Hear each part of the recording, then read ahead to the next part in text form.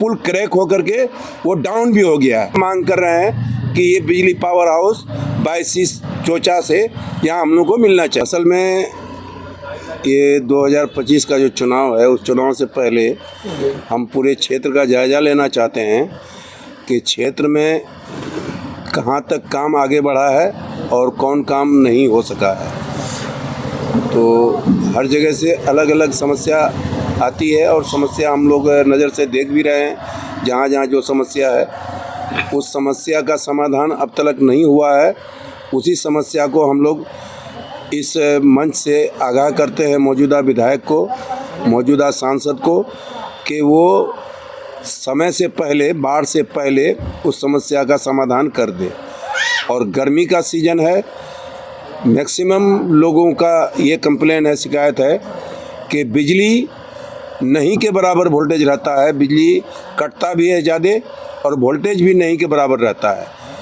इसका जो मुख्य कारण हमारे समझ में आता है, चंद्रगांव में इतना बड़ा गांव है, 500 से कम कंज्यूमर नहीं होगा। 500 कंज्यूमर में 2 ट्रांसफार्मर ऐसे जगह में है, दूरी में। चंद्रगांव से बाहर एक है ग्योमा रोड में और एक है पूरब खोकसा तरफ, चंद्रगांव गांव से बाहर खोकसा रोड में।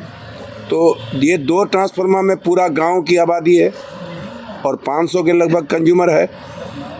इस इतने गर्मी में वोल्टेज अगर सीरीज रहे, वोल्टेज अगर कम रहे तो लोगों का दिन भर तो परेशान रहता ही है, रात का नींद भी हराम हो जाता है, लोगों का जीना मुहाल हो गया है, पंखा नहीं चलता है। बिजली की शिकायत इसमें मुख्य कारण यह है कि 22 का जो पावर हाउस है चोचा में, तो वहाँ का बिजली 22 वाले को नहीं मिलता है। वहाँ का बिजली चला जाता है अमोर, बैसा और बौलान, और 22 को लाइन आता है पूरे 22 विधानसभा को पूर्णिया से।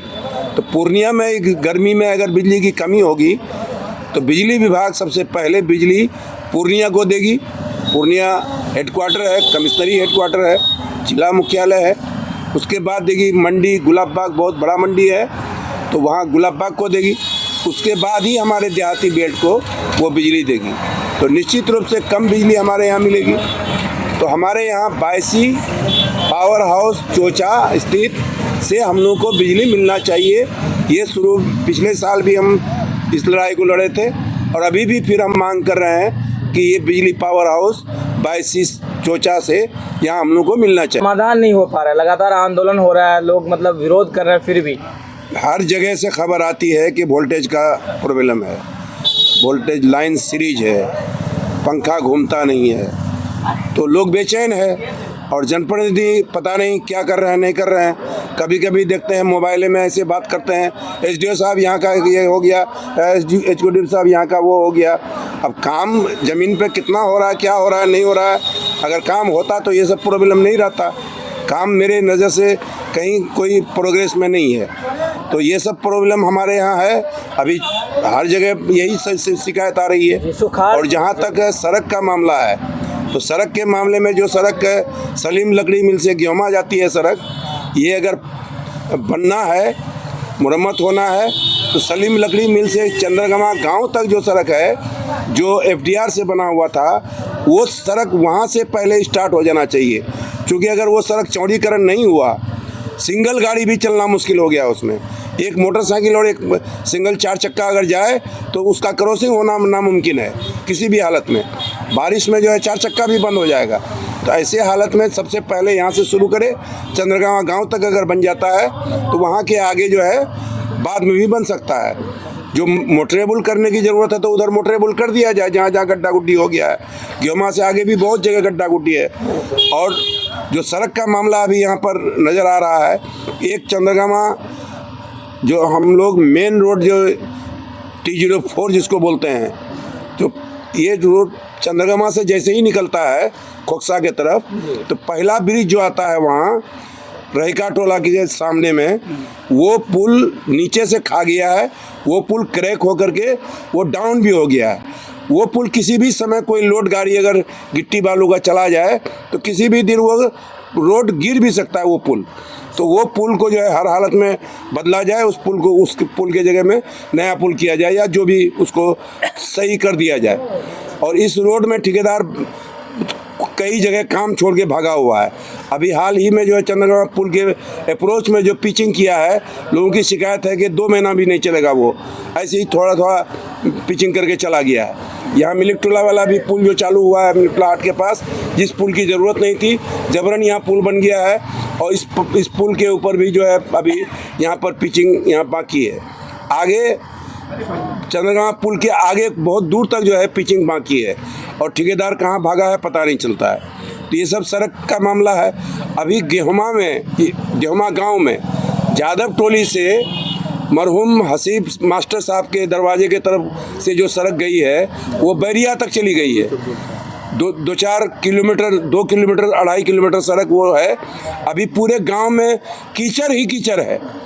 वहाँ अगर बैरिया तक सड़क नहीं बना पाए अगर, तो वहाँ विधायक फंड से ही या मुखिया फंड से ही, जिस फंड से हो, समिति फंड से ही, जादव टोली से हसीब मास्टर के घर तक वहाँ मस्जिद है, वहाँ तक कम से कम अगर सड़क का ढलाई हो जाता तो लोगों का आना जाना सुविधाजनक हो जाता। वो भी काम वहाँ नहीं हो सका है। खुटिया में जो 2 सड़क हम लोग बनाते बनाते नहीं बन पाया था, तो अब 5 साल में वो दोनों सड़क भी आप पूरा नहीं कर पाए हैं। उस पर भी आप अपना जवाब दीजिए कि वो सड़क क्यों नहीं बन पाया। आखिर ठेकेदार कहाँ चला गया? वो दोनों सड़क को खुटिया से अर्राबाड़ी एक बना रहे थे, पहले हम बना रहे थे खुटिया से खोखसा शाहपुर, वो खातादार रोक दिया तो वो रुक गया। 7-8 लाख रुपया ठेकेदार का खर्चा भी हो गया था। फिर खुटिया से अर्राबाड़ी कर दिया गया था, तो अर्राबाड़ी वाला भी सड़क अभी तक वैसे का वैसे पड़ा हुआ है। और खुटिया गांव में जो सड़क पास था मदरसा तक, नदी किनारे तक लगभग, तो वो सड़क नहीं बनने से खुटिया गांव में कीचड़ ही कीचड़ नज़र आता है। तो ये तमाम काम जो आपके नज़र में है, आपके गांव के बगल में है, गेहुमा आपके घर के बगल में है, अर्राबाड़ी ये जो रोड कट रहा है, जहां पर रोड कटने वाला है, उसको अगर नहीं बचाते हैं तो इधर का आना जाना बिल्कुल बंद हो जाएगा। और खुटिया जो बिल्कुल अभी डिस्कनेक्ट है, कहीं जाने के लायक नहीं है उसको, तो खुटिया गांव का भी रोड, दोनों रोड बनना ज़रूरी है। और जहाँ भी रोड की कमी है उसको देख लीजिए। और बिजली जो हम लोग समझते हैं कि यहाँ पावर की कमी के चलते 2 ट्रांसफार्मर की जगह में 2 और ट्रांसफार्मर 63 का लग जाना चाहिए। गेहुमा गाँव के अंदर सर्वे कर लीजिए, आप आकर के सर्वे करके यहाँ ट्रांसफार्मर बढ़ा दीजिए।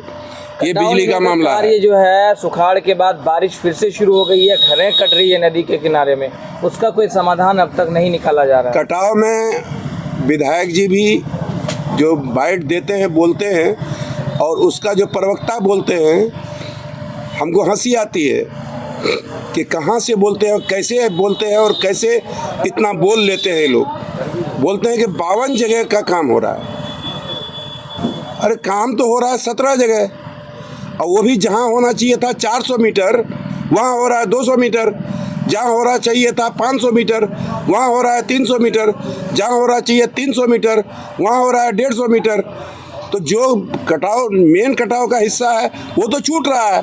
17 जगह काम हो रहा है, जबकि छूट गया वहाँ आपका फैजी टोला छूट गया, सिरसाबादी टोला है, फैजी टोला छूट गया, बिकनपुर छूट गया, बागडोब छूट गया, ये सब गांव छूट गया, डिंगड़ा जादव टोली छूट गया।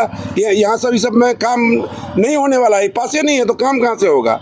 जो बिकनपुर रोड भी कट गया है, गांव भी कट रहा है, वहाँ भी काम नहीं होने जा रहा है। तो ये सब जगह में काम नहीं हो रहा है। तो अब ये सवाल है कि अगर बिना सोचे समझे पब्लिक को गुमराह करना है, अगर आप गुमराह करते रहिए, लेकिन गांव तो कटेगा, बिकनपुर गांव कटेगा, बागडोब 40 परिवार कट गया था पिछले बार, अब अभी फिर कटेगा, फिर अभी यहाँ पे जादव टोली भी कटने वाला है। तो ये कहीं जहाँ इमरजेंसी ज़रूरी है वहाँ भी काम अगर हो रहा है, अगर चाहे मालोपाड़ा तेलंगाना में जो काम हो रहा है वहाँ 100 मीटर कम से कम और होना चाहिए था, वो नहीं हो सका, शॉर्ट करके बना दिया गया। यहाँ हरिंतौर में भी जितना लेंथ में होना चाहिए था उतना लेंथ में नहीं हो सका, वहाँ अगर 100 मीटर और हो जाता तो वहाँ भी पूरा होता। अब सैलाब के मामले में, सैलाब जो हमारा जो लोगों ने शिकायत किया पिछले चुनाव में 2020 में कि हाजी साहब जो है सैलाब आया तो पैसा नहीं दिलाया, रिलीफ का फंड नहीं दिलाया। भाई साहब कह दिया कि बोले नहीं यहाँ सैलाब नहीं है, यहाँ सुखाड़ है। आप लोग तमाम पब्लिक को हम इतला ये बताना चाहते हैं कि आप लोग याद कीजिए कि ये 6 साल जो हम रहे 2014 से 2020 तक, 16 में भी पैसा दिलाया आपको 51,000 परिवार को वैसी विधानसभा में, जनरल परिवार को 6-6 हज़ार रुपया सबको मिला। 17 में भी सबको दिलाए 6-6 हज़ार, 52,000 परिवार को सबको दिलाए। फिर 19 में भी दिलाए, 6 साल में 3 बार दिलाए। 2020 में नहीं मिला। अब आप लोग तमाम लोग इंसाफ कीजिए कि 2020 में अगर नहीं मिला तो कटिहार में भी नहीं मिला, किशनगंज में भी नहीं मिला, अररिया में भी नहीं मिला, पूर्णिया में भी नहीं मिला। अभी जो 2024 में जो सैलाब गया, जो पिछले साल का सैलाब गया, तो 2020 से बड़ा सैलाब था।